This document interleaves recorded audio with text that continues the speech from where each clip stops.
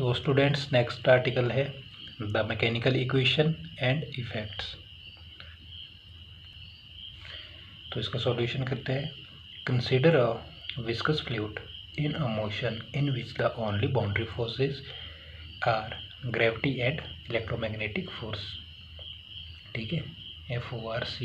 ठीक है, इधर मैंने ये लिखा है CE। ठीक है, the equation of motion in MHD।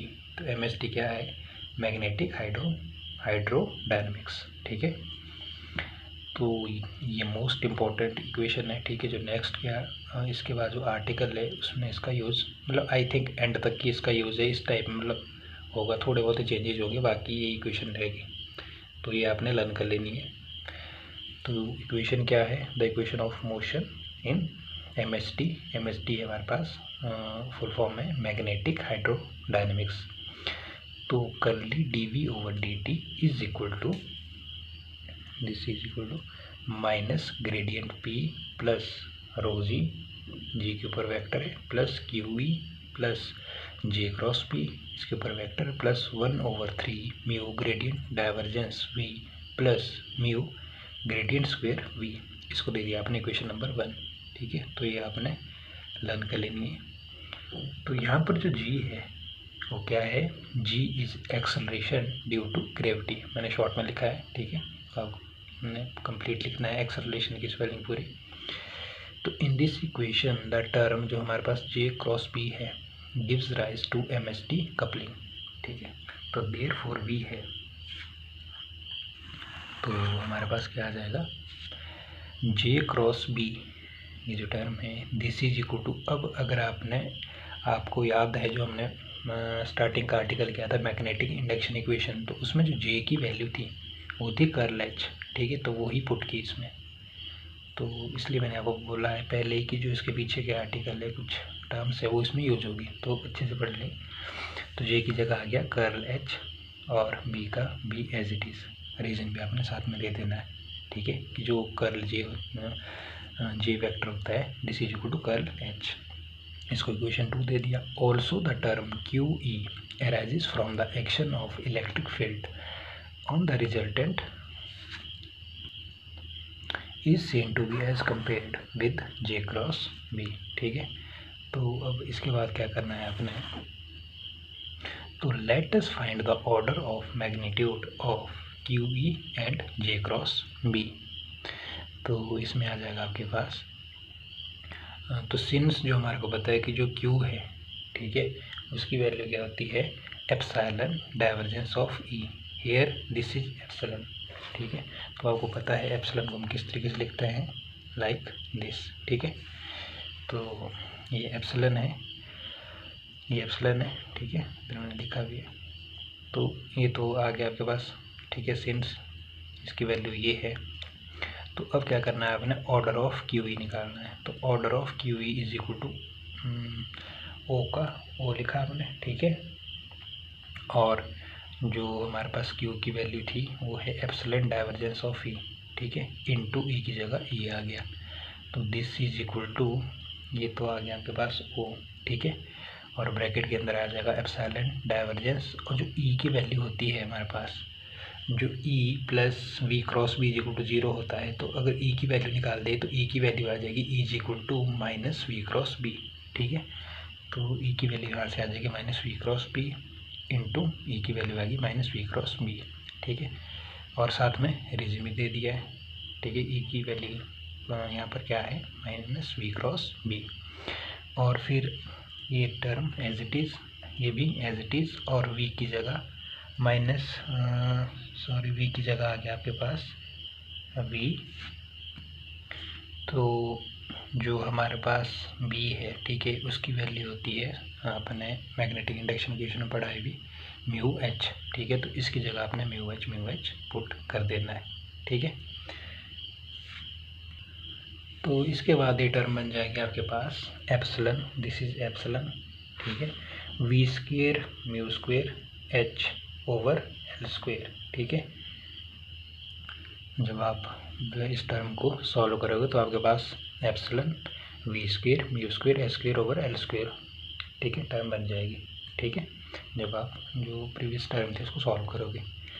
फिर आपके पास आ जाएगा V square over C square, ठीक है, और साथ में आ जाएगा mu H square over L square, ठीक है। यहाँ तक क्लियर हो गया। तो यहाँ से आपने बोलना है, यहाँ से आप बोल सकते हो कि जो हमारे पास v ओवर c है, this is very very less than 1, तो सो जो हमारे पास ऑर्डर ऑफ क्यू ई है, ठीक है, this is very very less than mu S square over L. Also order of J cross B is equal to 0, ठीक है। तो जो order of curl H cross mu H is equal to mu S square over L, तो this imply जो हमारे पास जो order of Q ई आया, ठीक है, तो वो आया very very less than order of J cross B. तो यहाँ से आप क्लियरली बोल सकते हो सो द टर्म जो हमारे पास क्यू ई है मे बी नेग्लेक्टेड, ठीक है। तो इसको नेग्लेक्ट कर दो। तो जो हमारे पास इक्वेशन 1 थी, इक्वेशन 1 में अब इसकी जगह ये हमने रिमूव कर देनी है, मतलब हमने नेग्लेक्ट कर दी है। तो जो इक्वेशन 1 में जो हमारे पास रिमेनिंग टर्म बची वो एज इट इज़ लिखते नहीं है, ठीक है, और जो हमारे पास क्यू ई थी टर्म वो हमने निगलेक्ट कर दी। इक्वेशन 1 में हमारे पास एक क्यू ई थी, ठीक है, this is very very less then, ठीक है, इसे, ठीक है, तो हमने इसलिए जो ये टर्म है निगलेक्ट कर दी। क्लियर। तो इस टर्म को निगलेक्ट करने के बाद हमारे पास क्या टर्म बनी, ठीक है, ये टर्म हमारे पास बन गई इसको निगलेक्ट करके। तो इसको दे देना है आपने इक्वेशन नंबर 3। यहाँ तक क्लियर हो गया। The mechanical force for Lorentz force J cross B is perpendicular, this is the symbol of perpendicular for fluid along the line of force। तो we know that, तो हमने अभी भी ये किया था, तो E plus V cross B is equal to 0, हमने E की वैल्यू निकाली थी, E is equal to minus V cross B, ठीक है, तो वही टर्म है। तो आपको पता है कि जो हमारे पास E plus V cross B है उसकी वैल्यू इज इक्वल टू 0 होता है। तो इसको इक्वेशन नंबर 4 कर दो। अब क्या करना है, हमने ये इक्वेशन आपने याद रखनी है, ठीक है। तो इसका इम्पोर्टेंट है जो भी आर्टिकल है, ठीक है, 2-3 जगह इसमें यूज है, कुछ चीज़ें टर्म चेंज होगी, बाकी ये इक्वेशन रहेगी, ठीक है। तो अब क्या करना है आपने, इम्पोर्टेंट है, ठीक है, तो इसको याद कर लेना है। तो taking curl on both side, तो अगर हम कर्ल बोथ साइड ले लें, ठीक है, तो हमारे पास आ जाएगा curl E plus curl V cross B, ठीक है। अब जो कर्ल ई होता है, अगर आप मैग्नेटिक इंडक्शन इक्वेशन में देखें तो कर्ल ई की वैल्यू क्या आता है, minus curly B over curly T, ठीक है, आप रीजन दे सकते हो आगे, आपने पढ़ा है, ठीक है, प्लस ये टर्म हमारी एज इट इज़ रही। तो यहाँ से हमारे पास curly B over curly T की क्या वैल्यू आ जाएगी, आपको सेकेंड टर्म को राइट हैंड साइड लेके, ठीक है, तो सेकंड टर्म को अगर जब आप राइट हैंड साइड ले जाओगे तो नेगेटिव के साइन के साथ आ जाएगी, ठीक है, तो इधर भी नेगेटिव कैंसिल आउट हो जाएगा, ठीक है, तो ये टर्म बन जाएगी आपके पास, which means that the magnetic line of force are frozen in the fluid. तो let velocity of the line of force transfers to the magnetic field in V T, V perpendicular, ठीक है, this is no V T, this is V perpendicular, ठीक है, साथ में vector है। तो from equation 4, तो जो हमारे पास इक्वेशन 4 थी उसमें हमारे पास क्या वैल्यू थी, तो वो थी हमारे पास vector E plus V cross B, तो इसमें आ जाएगा वी की जगह हमारे पास वी परपेंडिकुलर, ठीक है, तो इसलिए मैंने बोला था कि ये इक्वेशन इंपॉर्टेंट है, याद रखना है इसको। तो अब हमारा वी की जगह वी परपेंडिकुलर आ जाएगा, बाकी टर्म एज इट इज़, ठीक है, और इधर 0 आ गया, दिस इज इक्वल टू 0, ठीक है।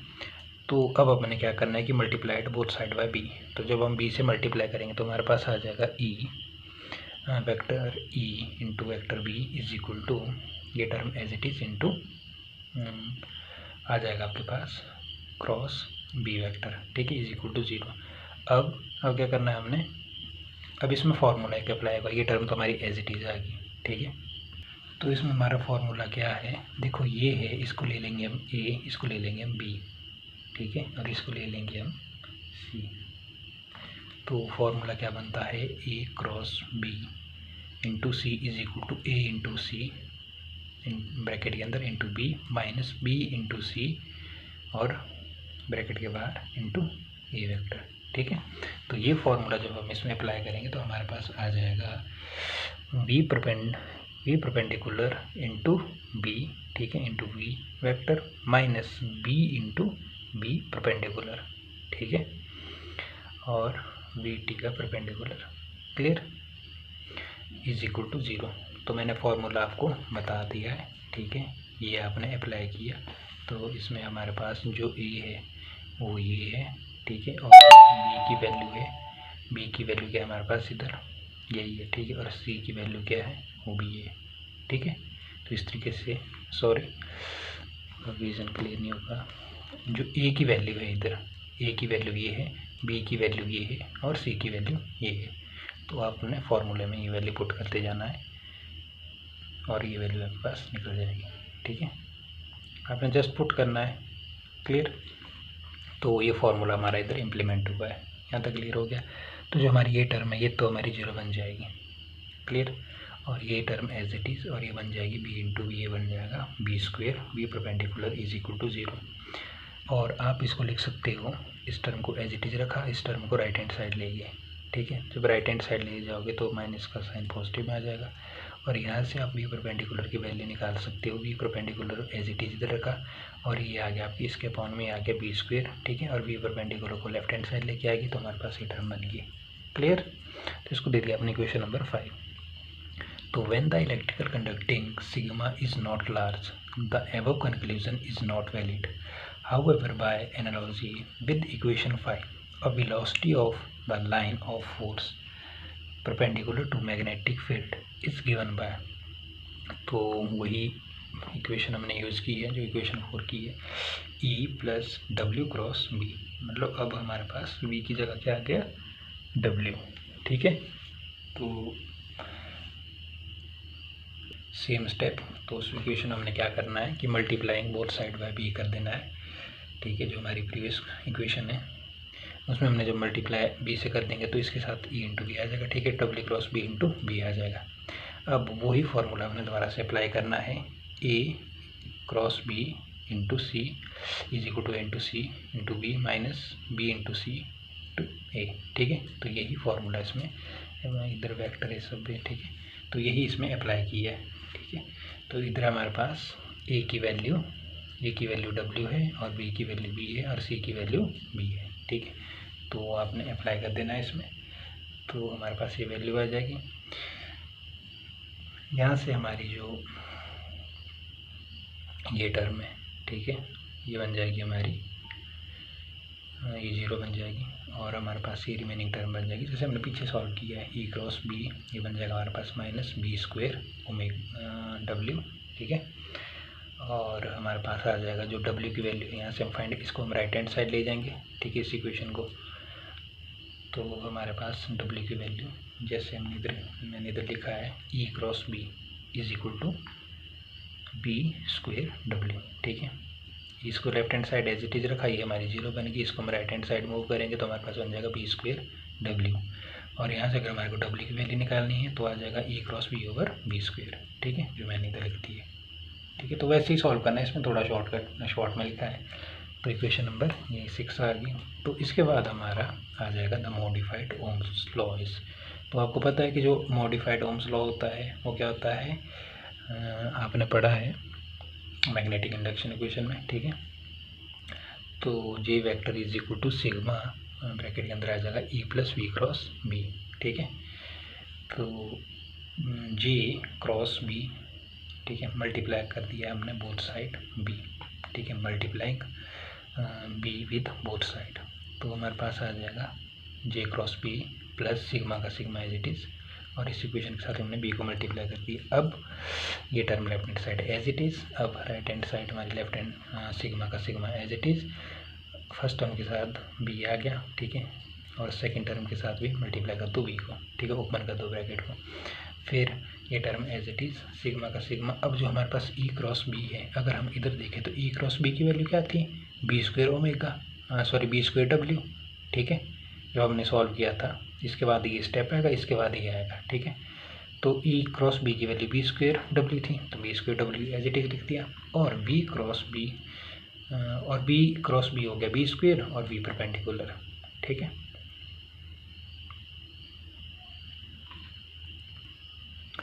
तो इसके बाद आपके पास आ जाएगा जे क्रॉस बी का J cross B as D, B square आपने कॉमन ले लिया है, ठीक है, और इधर बन जाएगा आपके पास omega square minus V T, ठीक है। इसको इक्वेशन 7 दे दो। अब we let P denote the sum of all other forces acting on the fluid. तो therefore equation of motion become, जो हमारे पास इक्वेशन ऑफ मोशन थी वो क्या बन जाएगी, curly D V over D T, ठीक है, curly D V over D T first term as it is, और प्लस आपके पास आ जाएगा P plus sigma B square W minus V perpendicular, ठीक है, और ये आ जाएगा आपके पास left hand side as it is, और इसको लिख सकते हो आप पी का पी आ गया माइनस, इधर साइन चेंज हो गया हमारे पास क्योंकि वी टी मैंने बाहर लाया और ये इसको ये हमारा इधर आ गया, ठीक है, तो इसका साइन इधर आ गया और ये हमारा इधर आ गया। जब इसको ओपन करोगे तो हमारे पास ये टर्म बन जाएगी, ठीक है, तो साइन चेंज किया इन्होंने जस्ट, तो इसलिए इधर नेगेटिव का साइन आ गया, ये टर्म एज इट इज़, और इन्होंने रिप्लेस किया, इसकी वजह से हमारा इधर नेगेटिव का साइन आ गया, ठीक है। तो सिंस जो हमारे पास वी परपेंडिकुलर है एंड जो डब्ल्यू है are perpendicular to magnetic field, ये दोनों क्या है, परपेंडिकुलर है किसके, मैग्नेटिक फील्ड। तो जो हमारा परपेंडिकुलर, ठीक है, the flow parallel to the magnetic field determined entirely, तो by the component of P parallel to B, तो therefore the flow perpendicular to magnetic field is given by the equation. तो हमारे पास जो ये टर्म थी ये बन जाएगी लेफ्ट हैंड साइड, बी की जगह हमारा बी परपेंडिकुलर लग जाएगा, ठीक है, और पी की जगह पी परपेंडिकुलर लग जाएगा, और minus sigma B square, B की जगह पर B perpendicular minus omega W का डब्ल्यू, ठीक है। इसको दे दो आप इक्वेशन नंबर 9। तो इसमें चेंज क्या है, बी की जगह बी परपेंडिकुलर, पी की जगह पी परपेंडिकुलर। तो जो हमारे पास ये टर्म है, अगर ये टर्म हमारे पास जीरो बन जाए, this is if this term is equal to zero, तो हमारी इक्वेशन क्या बन जाएगी, तो हमारी इक्वेशन बन जाएगी this term is equal to zero. Means की जो हमारे पास हम डायरेक्ट लिख रहे हैं कि जो हमारे पास, पहले तो हम सिंपली लिख सकते हैं ये टर्म हमारी this is equal to zero, ठीक है।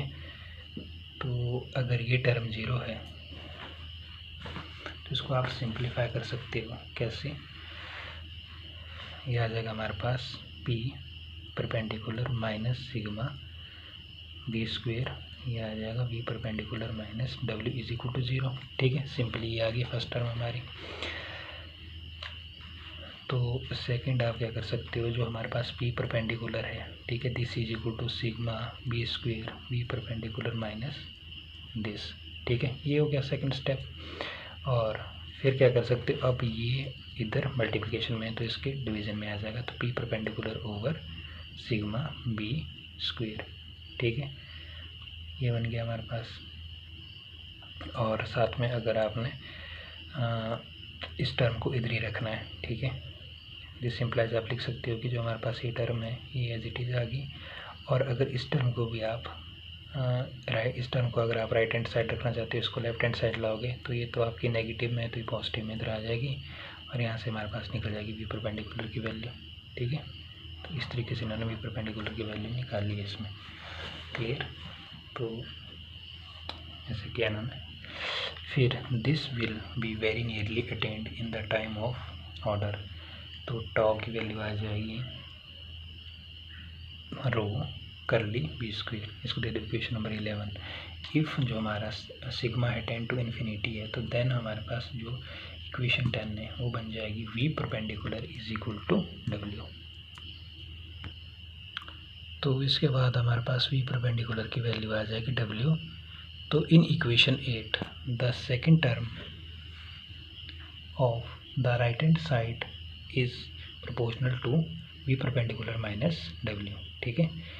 तो if this represent a fractional force tending to prevent the flow of the fluid across the line of the force, and Cowling has the term magnetic viscosity. Let us now compare the order of the magnitude of the various terms in equation 3. The ratio of magnetic force to inertial force is given by the number, तो ये भी important है, ठीक है। तो first आ जाएगा हमारे पास S is equal to order of magnetic force over inertial force. तो इसको लिख सकते हो ऑर्डर O का O, और मैग्नेटिक फोर्स आ जाएगा आपको J क्रॉस P, और इनर्शियल फोर्स आ जाएगा आपके पास ये आ जाएगा